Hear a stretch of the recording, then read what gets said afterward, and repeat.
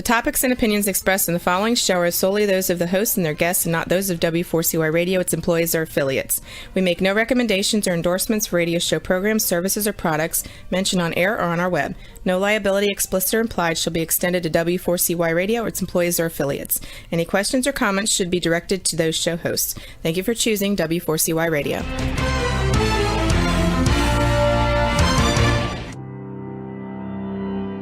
Welcome to Leadership for Life with Gina Gardner on W4CY Radio and Talk4 TV. Join your host, who is a multiple #1 international best-selling author, motivational speaker, empowerment and transformational leadership coach and trainer. She's the founder of Genuinely Hyphen You and has 30 years experience of helping people step into their genuine, authentic power. And now, here is Gina Gardner, your host of Leadership for Life.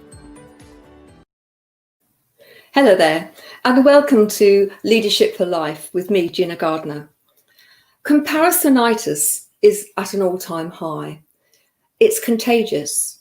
It's when we compare ourselves to other things and we find ourselves wanting. More about that in a moment. We're going to be talking today about collaboration, kindness, working in a completely different way. As we move into this new era of consciousness, this new normal, it's so important that we recognize what's working and protect that and look at the things which are not working.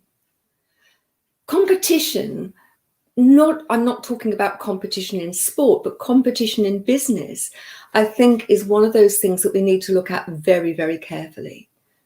As we move into a new era, it's going to be more and more important, I think, to collaborate. And so I'm so thrilled to be able to invite my friend Gill Tiney, who has an amazing organization. In the second part of the show, we're going to explore Collaboration Global.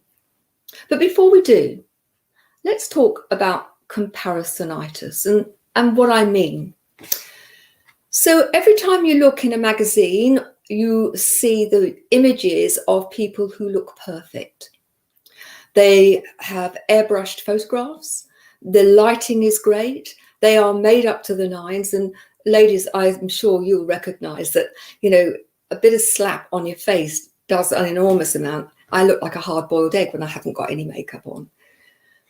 But then you think about, you compare yourself with people on Instagram or TikTok or any one of the social media platforms. And what's going on is that people will give you the illusion of a life which is perfect. That illusion is based on a selfie which may have taken them 15 minutes to pose, talking about their life where nothing ever goes wrong and they only talk about the good bits. And that's fine. However, there's growing concern that particularly the young see those pictures, those words, and they assume that they are real. They then compare them with what they're going through, and as a result, they feel less than. It has an impact on their self-worth and confidence, and we are facing an epidemic of young people who are suffering from mental ill health. Now, they may not have a diagnosis of one of the big mental illness, but they are not healthy in their own skin, that they don't feel good enough. And that has a disastrous effect, not only on their present, but on their future. Have a think about, all of those times when somebody will say to you what they've done or what they've got. How does it make you feel? There's a very well-known phrase which is called keeping up with the Joneses. And it's pretty evident when somebody does their house up in the street, then other people feel obliged to follow so that their houses don't look as good. People compare their cars. It's interesting that people get their significance in so many ways. And significance often comes from the clothes you wear. I only wear designer clothes. Now, those of you that have listened to the show before know that I spent over 20 years being the principal or head teacher of a large school. And even very young children would compare. They would compare the trainers, whether they were designer or whether they had come from this local supermarket. They would compare their clothes, what they got for their birthday and for Christmas. So comparisonitis starts very young. And I can remember having conversations with parents who couldn't afford designer clothes, but were getting into significant debt so their children should be able to wear designer clothes. Now, one of the things that I used to suggest to parents is to give their child an allowance appropriate to age and say, these are the things that you've got to buy from the money that we give you every month. And that money was given in cash. And that was quite important because when it's a credit card or it's a bank transfer, you don't really get any sense of money.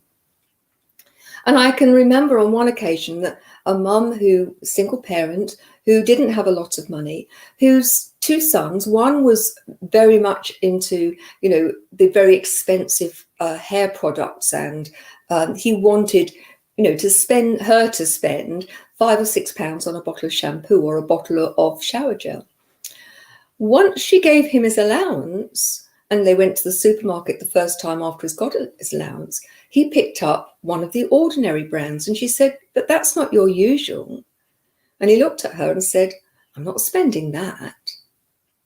The younger child, who was absolutely mad on Pokemon cards and expected her to buy several packs of those a week, and she complied.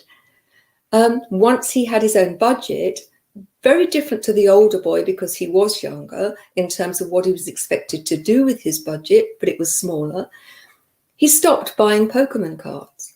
Why? Because he started to recognize the value of money. And he was less worried about being compared to his friends because his perspective had changed. I find it quite interesting that young people will often create a uniform, even if there is no school uniform, because they want to belong. And one of the reasons we were very strict about school uniform was to ensure that they weren't able to engage in so much comparisonitis as they would have been otherwise. But comparisonitis is not just for the young. Lots of adults compare themselves with other people. And the really common ways that they compare are how wealthy you are. And they count wealth only in terms of financial. You are not your bank balance. And wealth is not only about money. One of the things that's happened with the pandemic, particularly in the UK, I think, is that people have started to recognize that relationships are what's important.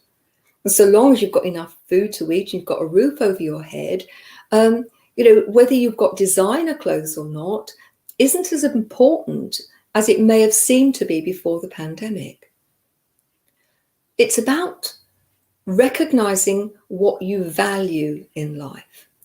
What are the things that are really important to you? And how are you demonstrating that if you have a partner or children, or if you're in business, how you demonstrate that to your colleagues and your staff and your clients, and having those core values really strongly demonstrated by the behaviors that you demonstrate. Thinking about worth. How do you value you? How do you measure your worth? Do you measure your worth by what you've got or by how you are? By how much material goods you have, or whether you're kind and compassionate, whether you are somebody who takes notice of others, who sees them, hears them, and makes them feel valued. Because if you do that, you're giving whoever you're talking to or listening to a very precious gift. One of the things that I think is going to be so important as we move forward is the recognition that material things, material goods, are not perhaps as important as we thought. Think about it.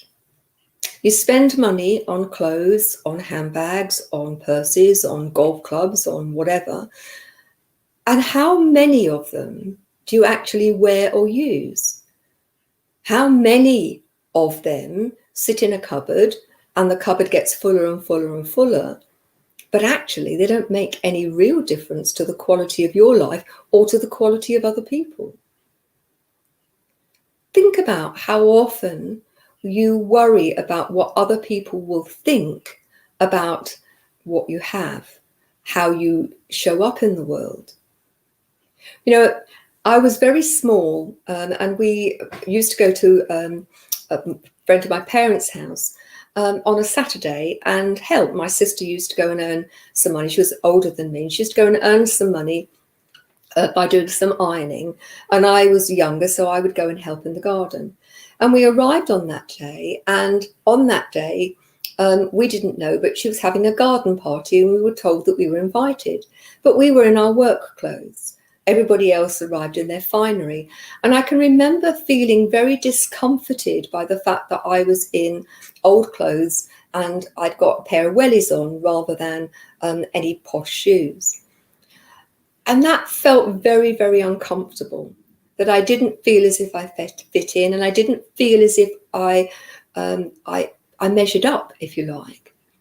And I can remember getting upset and my dad taking me to one side and talking to me about not comparing, that I knew I'd come to do a job, that I knew I'd come to garden, and that the other people who were there may judge, but actually that judge would be based on their own beliefs and the things that they felt were important. But what was important to me, as my dad explained, was that I should know the value of me. And it was not about clothes or shoes or handbags. And even though I was quite small at the time, that message has stayed with me all my life. And so, of course, I want to dress appropriately. And if I'm going to a posh party, I don't wear my wellies, okay? However, I don't feel measured by the clothes that I wear. I don't feel measured by the trappings of my life. For me, the way I am measured, and I measure myself, is, am I a kind, compassionate person? Do I always do what I say I'll do? Do I have integrity? Am I honest? Am I caring? And I think it's really important as we move forward that we start to reassess what's important. If you have youngsters and they're on social media, then, it's important that you help them recognize that the images that they see, the things they see on TV, this celebrity status that we give people, where not only have they been airbrushed, but the likelihood is that they've had a lot of work done, that they've had Botox and plastic surgery. And so I would say to you, how you turn up for yourself and your children will make a huge difference. I'm talking about doing this for your children, but actually it's just as important, if not more, to do it for yourself. So as you go through the next few weeks, particularly on the run up to Christmas, it's one of the reasons why I wanted to use this theme today, is there will be many children who will be creating great Santa lists, and that they will want you to spend a lot of money. And part of this is about you helping your children recognize that it's love, time, and attention which actually are the more important. Now, when you're 8 or 9 and everybody's getting big presents and you don't think you are, that's a hard lesson for some children. But ultimately, what children want from you is your time, your attention, your love. The interesting thing is, it's not just your children who need that. You need that from you. Are you giving yourself time and attention? Do you look after yourself? Do you refill your batteries? Or do you compensate by buying stuff? Because many people anesthetize themselves with food or drink or shopping or sex or drugs because they want to feel better about themselves. And so I would say to you that one of the most important gifts that you can give yourself this Christmas is to learn to love who you are. Because when you love who you are, wobbly bits and all, you're not going to be so inclined to need all of the trappings to make you feel better. Comparing yourself with you. Be your best self today. And if you grow, remember we are all lifelong students learning, students of life, should I say. And it's so important that you learn about yourself and that you learn to love who you are, no matter what the trappings are throughout your life. And if you do that and you can feel confident in your own skin, well, pretty much nothing's going to faze you. Comparatinitis will not be something that you suffer with. And as a result, you're going to live a much happier and, interestingly, a more successful life than if you're always worried about what other people will think and trying to keep up with the Joneses. Now, before the break, I've been talking about this very much at a personal level.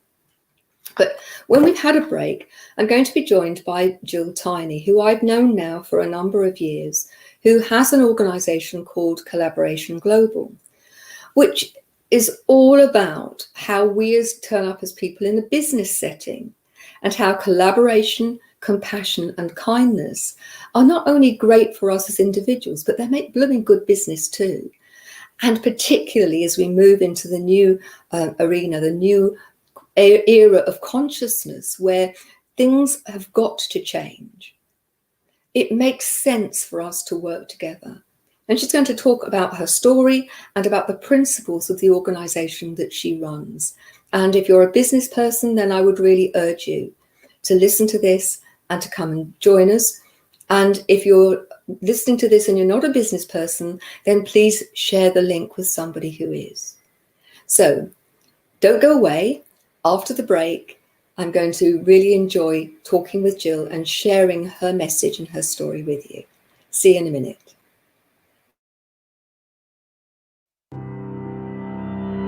You have been listening to Gina Gardner on Leadership for Life. We'll be back after this quick break.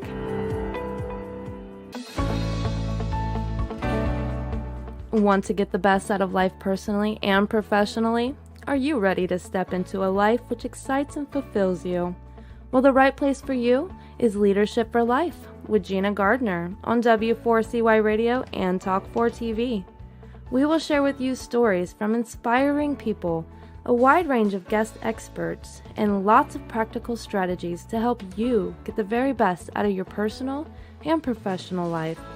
Leadership for Life is a radio and TV show focused on helping you live a happier, more successful, and fulfilling life.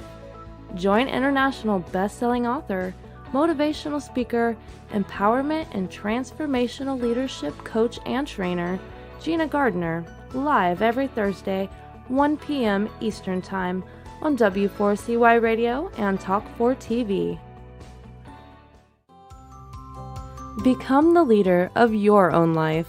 Gina Gardner's #1 international best-selling book, Thriving Not Surviving, The 5 Secret Pathways to Happiness, Success, and Fulfillment, provides you with the foundational principles on which to become the best leader of your own life. It's available as an ebook, paperback, hardback, and as an audio from genuinely-u.com, or also from Amazon.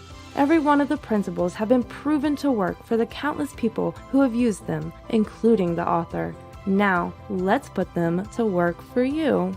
If you're ready to discover your true leadership life design, accelerate your journey with an invitation to join Gina for a Leadership for Life VIP Day. Choose your journey of self-discovery where Gina will help you navigate your way to happiness, success, and fulfillment. To find out more, email Gina at genuinely-u.com. Welcome back to Leadership for Life. Here is your host, Gina Gardner. Hi there, and welcome back. As I said to you, I'm going to introduce my great friend, Gill Tiney.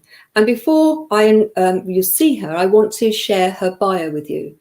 Now, those of you listening to the show before will know that I read the bio, and because if I have to look at it on the computer, I'm peering in and it looks a bit peculiar, I read it. As a community catalyst, Gill Tiney created and looks after the Collaboration Global community. Together, they're instrumental in creating collaborations that in some large or small part can do and change our world. We connect, collaborate, and grow.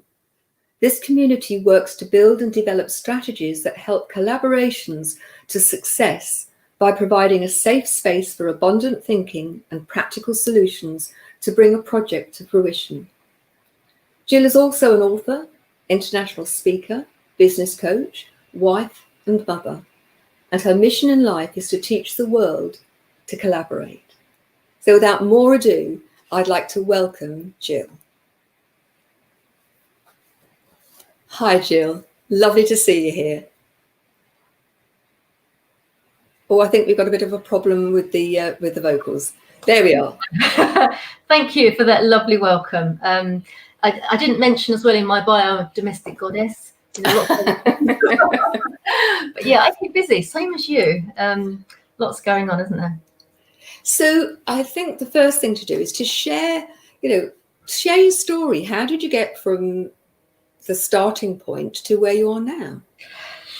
Wow, it's a very simple journey, because looking back, I can see where the dots were joined. As a child in the East End of London, with a family that were struggling from one end of the week to the next, in a flat that had no heating, no hot water, no bathroom, an outside toilet, to today, I can see my purpose has been joined every step of the way, because part of my purpose is to make the world a better place, a fairer place. When I was a kid in school, and you see somebody pull a chair out and someone fall down because the chair wasn't there, it was a joke. Everyone used to laugh. I'm like, that's not funny. That's a bit mean. I don't like that. That's being horrible.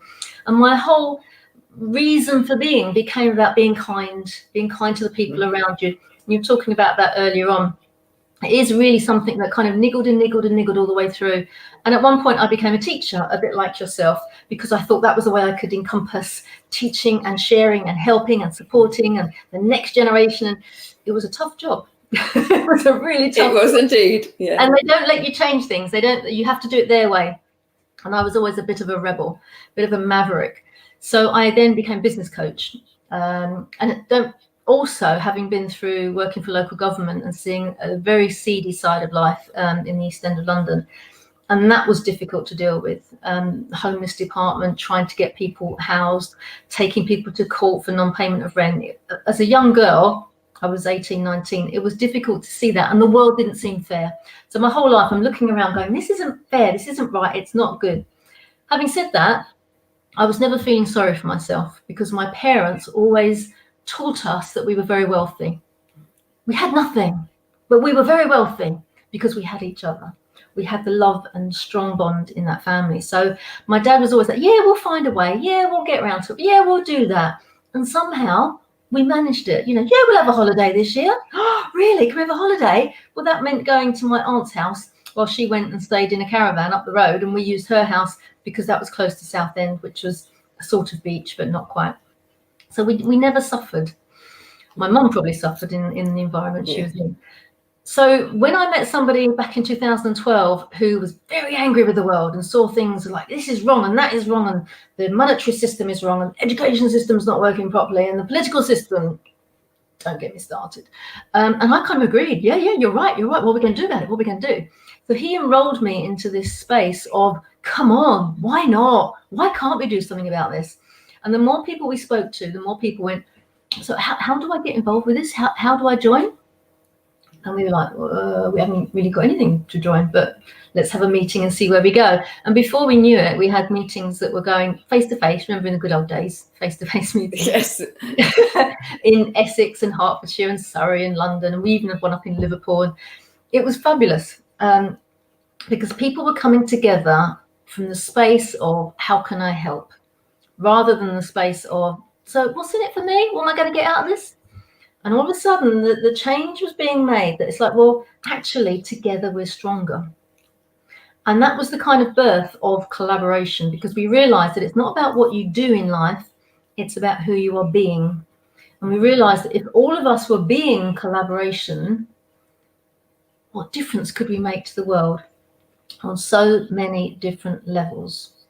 So that was kind of the birth of it around about 2012-13. And it's kind of morphed into Collaboration Global as we have it today. And we acknowledge that it's around personal development, business development, and understanding the pure essence of what collaboration is in order to generate that leverage, but not so you can earn loads of dosh.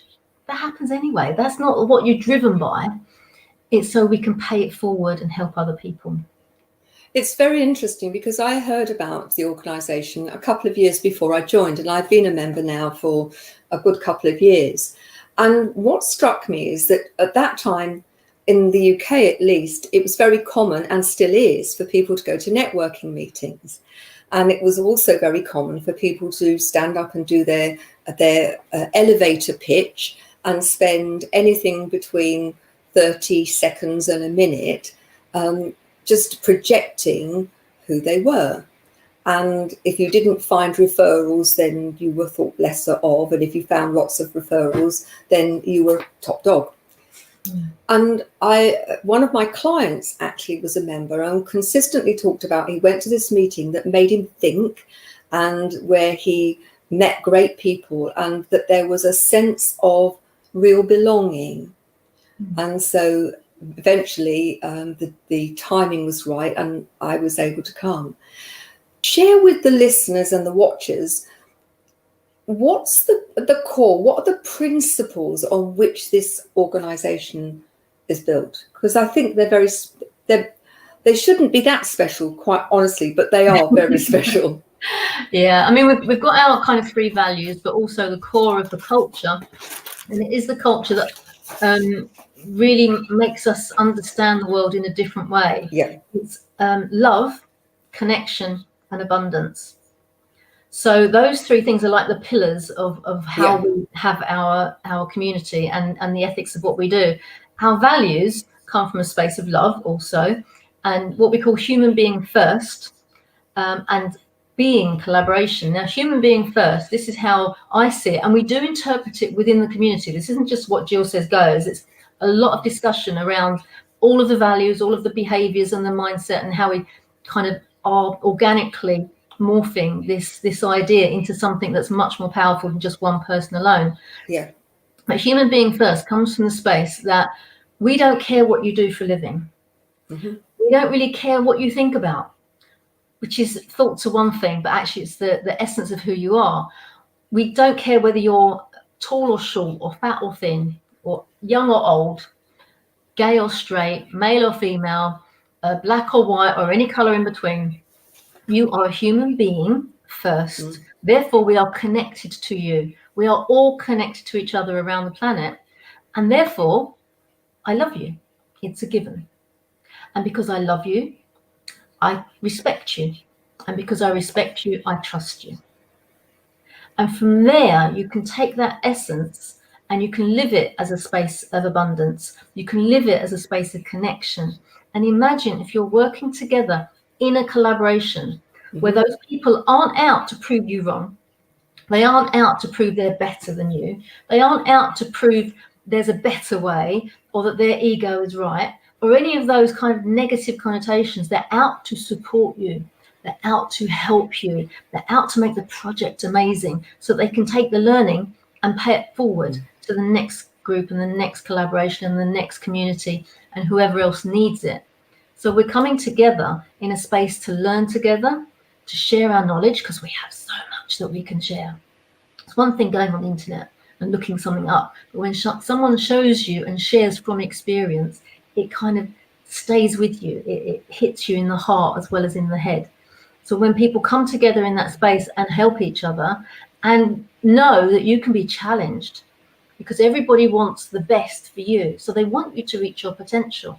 So if we say to you, hey, would you fancy presenting to our guests at the front of a room? And there might be 50 people there. And you're like, oh, I'm not sure if I can. We wouldn't be asking you if we didn't think you could. We wouldn't be asking you if we didn't think that we were going to coach you and support you through it. And we wouldn't be asking you if we didn't think that you were ready to reach that little bit higher and step that little bit higher out of your comfort zone, but to be the best you that you can possibly be. So the essence of the whole community is about being your best, helping other people to be their best, and paying it forward for a better community.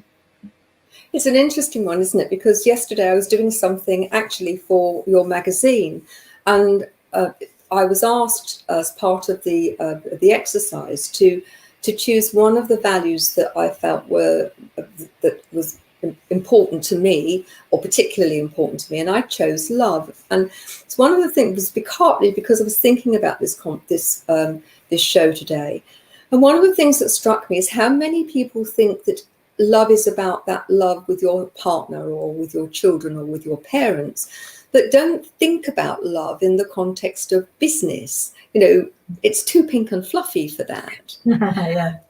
But the reality is that if you want the best for someone and that you really care about them, then you're not going to take second best from them. As you were saying, you're going to want the very best for them and do your very best to help them feel that safe enough to step out and experiment. And it's interesting, you were talking about presentations, and over the time that I've been part of the group, I've watched many people who, to start with, were very shy and didn't feel that they could speak, who now stand up in front of a group of whatever size, confident that they are going to be safe, that people don't judge them, and actually do a blooming good job because they are confident that they are safe. And I think it's really special. Yeah, it is to be, it's a privilege to be in the audience at those times, because our job as part of the audience and part of the community is to listen really powerfully to what they're actually saying. And it comes at so many different levels, because anybody that has ever done, we call it a connect to me slot, because it's not talking about their business, although some of that will come in. It's about connecting to who they are so that we can understand what's important to them. What's their purpose? Why are they here on this planet? What legacy do they want to leave? And when you're listening to that story, I know that everyone that ever has prepared for Connect to Me and are sharing some of their inner stuff, they learn so much more about themselves as well. How often do we take that time to sit and actually go, right, I'm going to present who I am, not the job I do, not the people that I'm looking to work with, nothing to do with my business as such. But if your business is what you love, that's going to come into it anyway. But it just present who you are, almost naked, with nothing in between. And the people that are listening are rooting for you and are listening really powerfully to take any bit of knowledge and experience that you're sharing so that they can get the most from it. And all of a sudden, the dynamic is a true collaboration, because you can feel, and I've heard so many people, and myself as one, I've heard many presentations that have gone, I know that. Yeah, I know that. All of a sudden you're sitting there like this. I know that. I know. But no, we go, okay, I know that. I'm going to park it. But now I'm going to listen. I'm going to truly listen and see what I can learn. And I have learned things about myself that I would never expect to have come without going to maybe a 3-day retreat and be meditating for half the time and been fasting. And, it came in one image and one picture.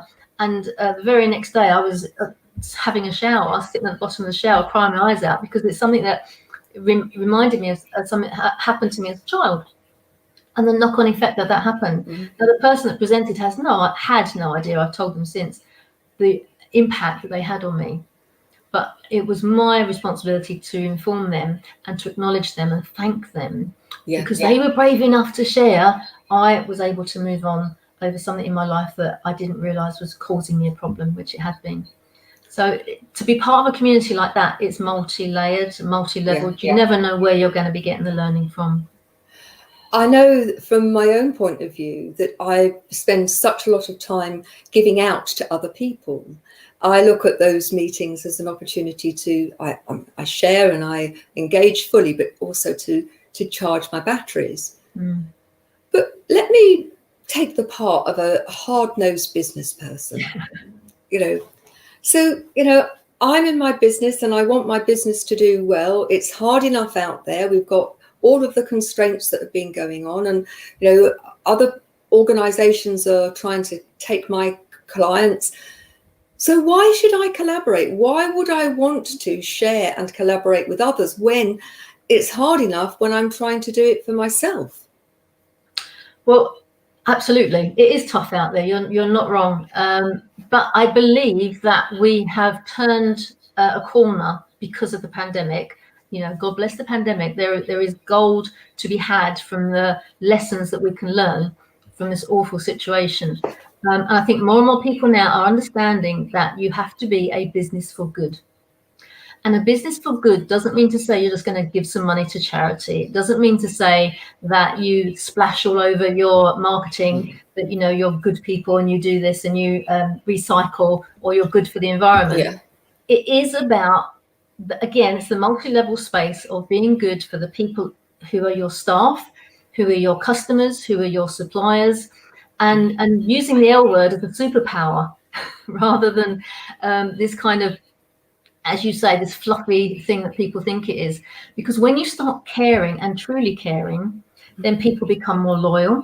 There's less turnover of staff. The customers get a better service. It's funny that, isn't it? When everyone in your organization is feeling valued and supported and loved, it spills over into their attitude and into the whole culture of your organization, and the customers feel it. And then the customers, funnily enough, start being more loyal. They start wanting to interact. They start wanting to help you as much as you've been able to help them, whatever it is you're flogging. All right. Even if it's, so one of my businesses is a stationery company, and I know that Amazon could, underprice us time and time again, but our customers stay with us because of the customer service. And it's the customer service that happens because the guys in the organization love working together. They have fun. They treat each other like brothers. They are just so happy to support the schools and the commercial premises that they serve. They will go to the nth degree because it's like a family. Yeah. And when a business starts looking at itself as something, I mean, the worst phrase in the world is, for me, is, oh, it's nothing personal, it's just business. I'm sorry, everything is personal. And when you start caring, it has a knock-on effect. And I can tell within 30 seconds of walking through a business door what the culture is like in that organization. And I'm not the only one. I'm nothing special. Other people feel it as well.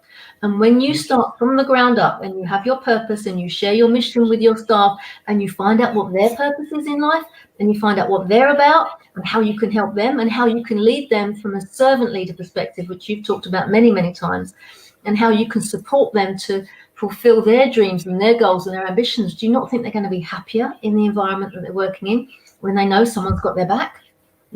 Which, if you listen to Simon Sinek, that's exactly what he says about the military. He does a lot of work with the military. Yeah. And they all go the ultimate, they've got your back because, they're going to make sure you are staying alive. That's the ultimate. But everyone knows that it's just having that caring, that kindness, that acknowledgement and that love is a powerful currency. If you want to look at it from a monetary term. And ultimately, when that's at the forefront, the money starts coming through. I'll give you a quick example. I was UK Business Awards judge not so long ago, and the company that won was amazing. A lady had come in within 18 months. She had turned the company around from just about okay to being like 150% in profit. And we said, what did you do? What was so amazing? This business was incredible. And she brought the staff out and the staff just told us what had happened. Yeah. Well, I was suffering from mental ill health and I was suffering from depression. And because of this lady, we've now got this in the office. And because of this lady, we've now got buddied up. And because of this lady, she cared about the people in the organization. And she put things in place that they could care for each other.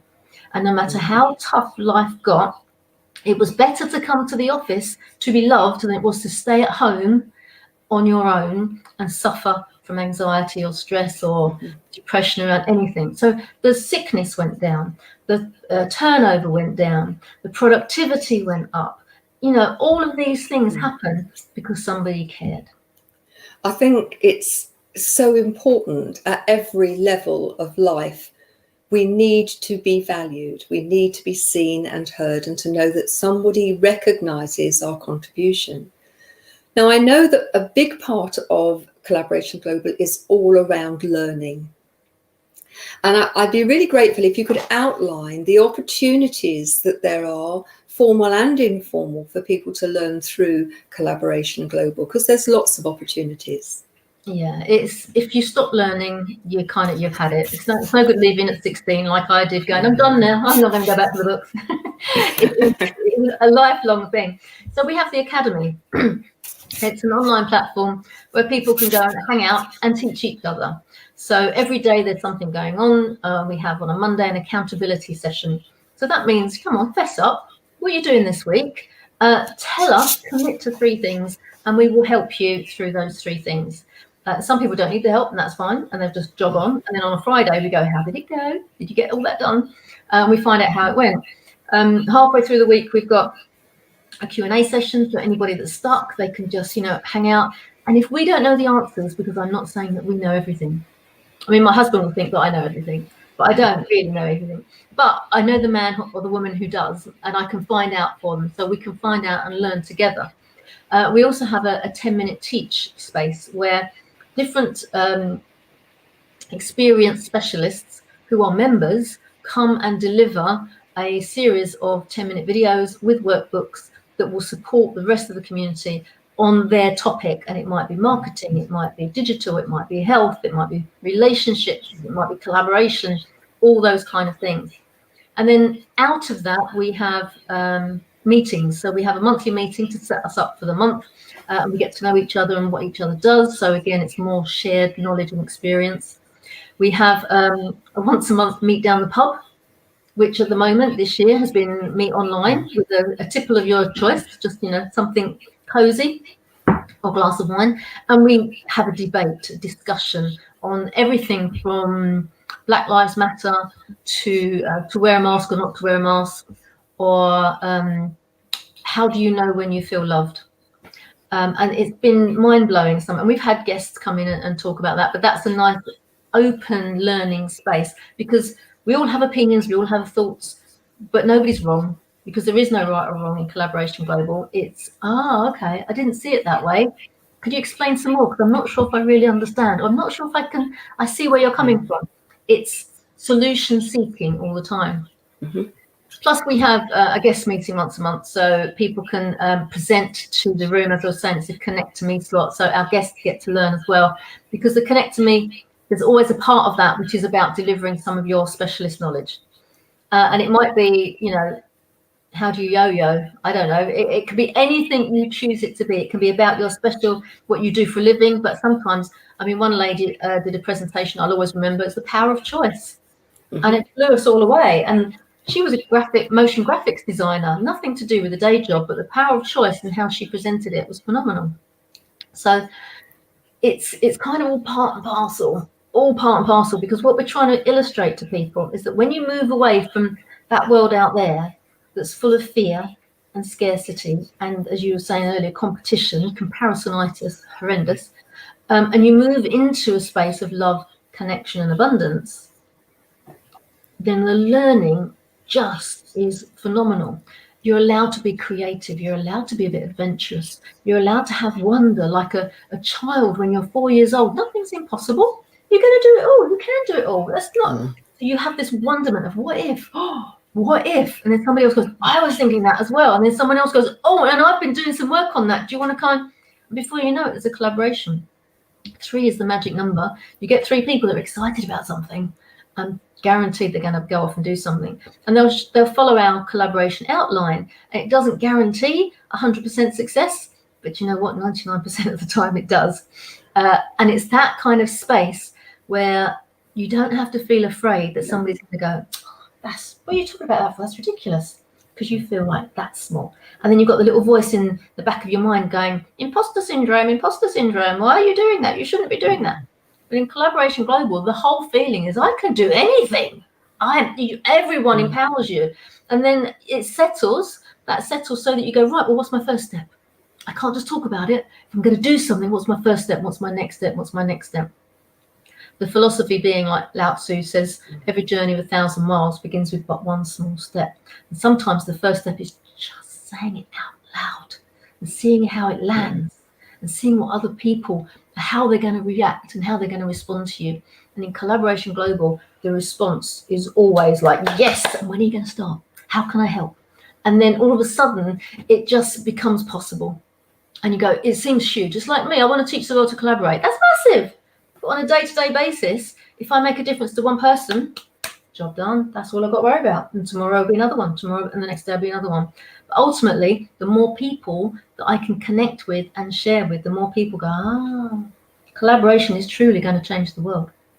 I believe it is. So in terms of the first step, I know you've got a special offer for people.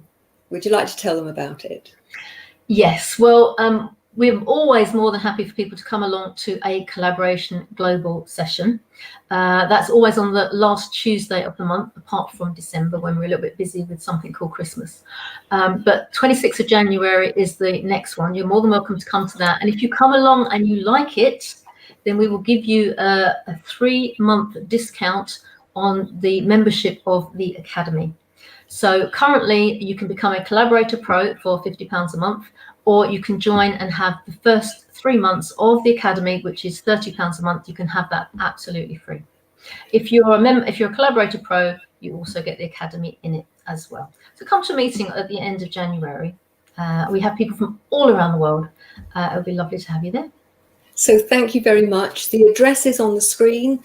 Go to the website. You can register through the website and join us at Collaboration Global. And I know we'll both look forward to seeing you there. Jill, it's been an absolute delight. Thank you so much for joining me. And I look forward to seeing you at the next meeting. Thank you very much indeed. Take care, darling.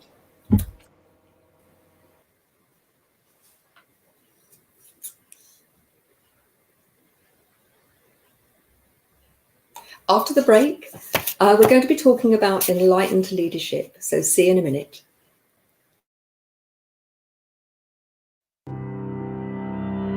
You have been listening to Gina Gardner on Leadership for Life. We'll be back after this quick break.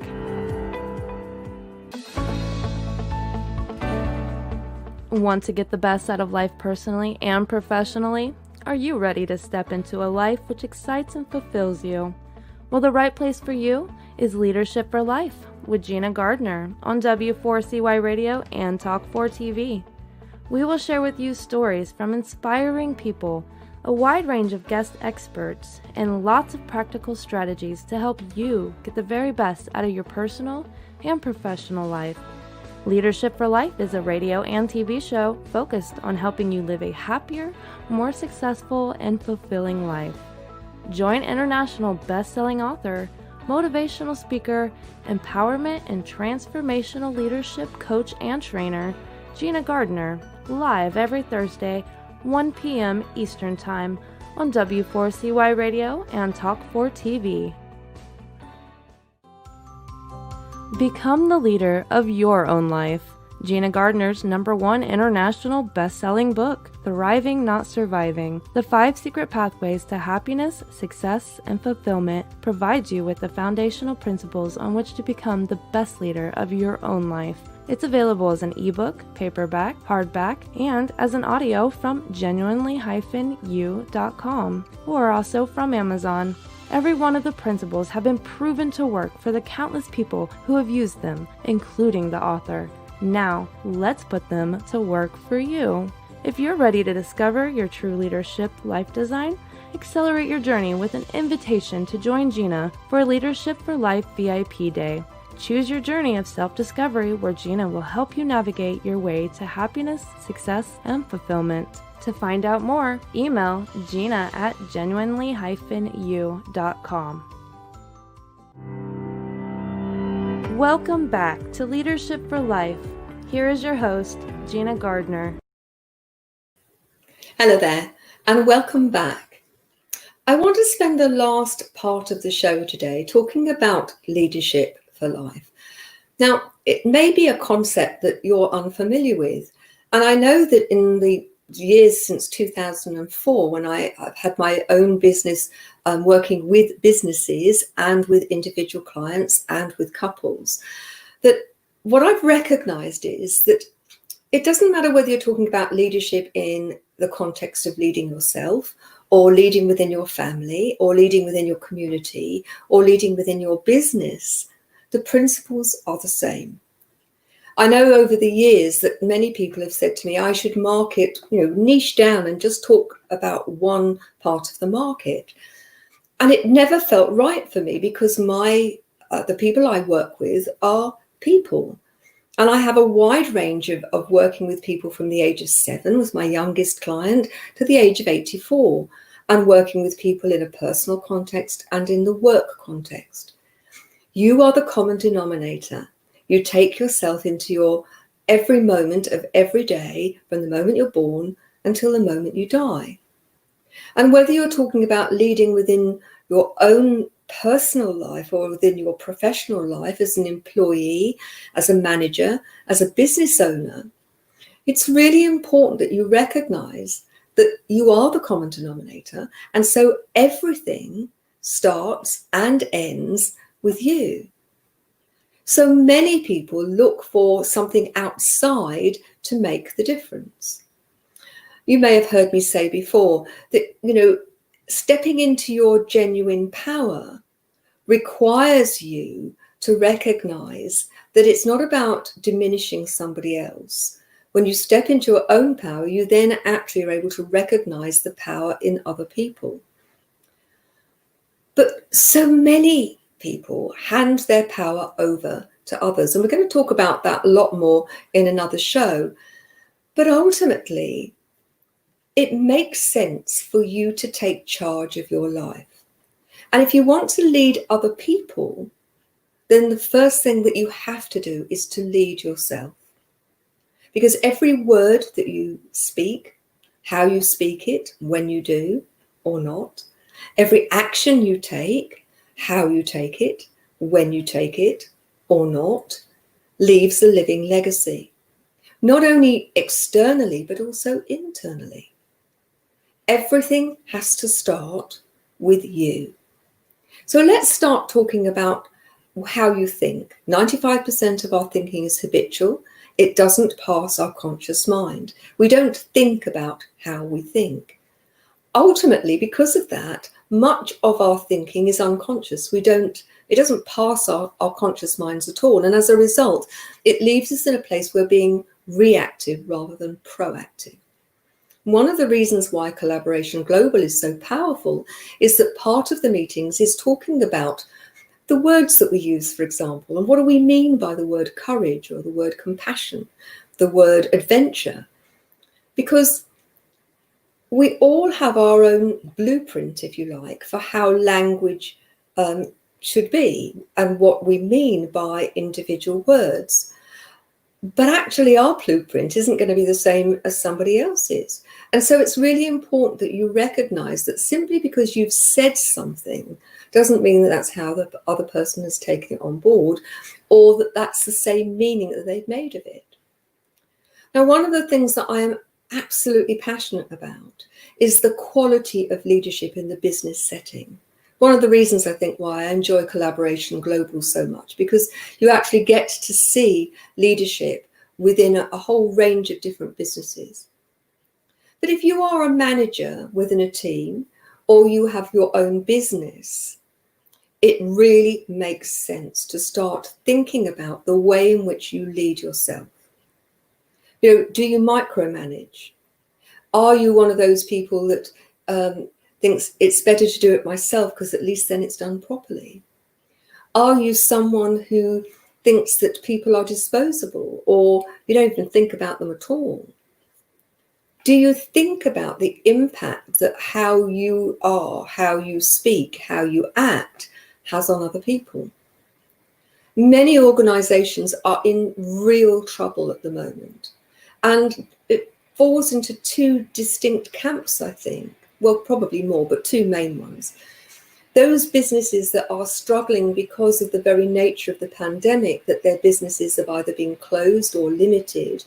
The interesting thing is that many of the companies, certainly in the UK, which are now struggling or failing, the pandemic has been the straw that broke the camel's back rather than the only reason. That they were beginning to struggle before because they were not adapting and growing and doing things differently. They hung on to the old ways. The other group of businesses that are doing badly are those that, because they come from a place of fear, they set hard numerical targets for everything, even though they know that the chances are that they're not attainable. And there is a bullying atmosphere, which is all about the targets. Now, in the short term, that might work. But in the longer term, it destroys any sense of people feeling that they are valued or that they belong. It destroys self-worth and confidence. It raises levels of anxiety, stress, depression. And as a result, people don't operate well within the work context. They tend to start to take time off. Even if they are in work, then they are not operating on all cylinders. 2018, in the UK alone, £70 billion lost from days off because of stress. And they think £140 billion lost to the economy because of presenteeism. Presenteeism when people are actually physically present, but not fighting on all cylinders. And those of you that listened to the program, a previous program, which included some work on stress, will recognize that stress can have far-reaching negative effects. But if you want to be a great leader, I would really recommend go and have a look at enlightenedleadership.co. That's enlightenedleadership.co, where you'll find a 10-month holistic accredited program that I have created based on over 30 years of transformational leadership training. And you can engage in that program where each month people work with a leadership facilitator. There's group coaching with me, videos, PowerPoint presentations, reading, activities, and so on, to help you feel confident as a leader or a business owner, so that you can actually get the very best out of yourself and out of other people. As we move into this new era of consciousness, I think it's going to be those leaders who are awake and aware that things need to be done differently, who recognize the power of engaging with everybody, who understand the power of knowing your why. What is your purpose as a business? And as Gill so rightly said, those businesses that are a force for good are going to do well. There's been a lot of information in the news recently about those companies that have a conscience, that are demonstrating that they're not just doing things for good because they want to win customers, but because they truly think it's the right thing to do, are actually doing well. Investors are more likely to invest, customers are more likely to buy and pay a premium, because they would rather know that by default that they are doing some good in the world, rather than ploughing on, destroying relationships, destroying the environment, and so on. So again, if you're listening to this, and you are a manager, a leader, a business owner, I'm talking to you. And even if it's not right for you, it may be right for some of your staff. If you are the partner of someone who is a manager, a leader, or a business owner, and they're very stressed, please suggest they look at enlightenedleadership.co. That's enlightenedleadership.co, and you can request a free blueprint, a leadership blueprint, which sets everything out. My mission is to positively impact on 1 million people in the next 5 years through the development of enlightened leadership. And for me, enlightened leadership is about business, but it's also about you leading within your own life, you leading within your relationship. And you are going to have a show in a few weeks' time, which is all about relationships, how you maintain great relationships, and how you deal with things when things go wrong. So that's a show to look forward to later on this year. Ultimately, remember, you are the common denominator in your own life. You take yourself into every moment of every day, from the moment you're born until you die. Doesn't it make sense to be the leader in your life? Doesn't it make sense to take control? Doesn't it make sense to be the best version of you that you can be? And I'm ready and able to help if that's something that you'd like. So you can always find me on the website, genuinely-you.com. As this show's been going on, we're saying please go and sign up to the Genuinely You YouTube channel. There's a lot of material there. It's all free. Go and help yourself. So lots of things to look for, lots of things to do. But whatever you choose, please choose to step into your power and to become the leader of your own life. Look forward to seeing you in the next show. Bye-bye now. Go to our radio page and check out the gifts from our speakers. We'll see you next time on Marketing Mindset Mastery with your host, Marie Mason.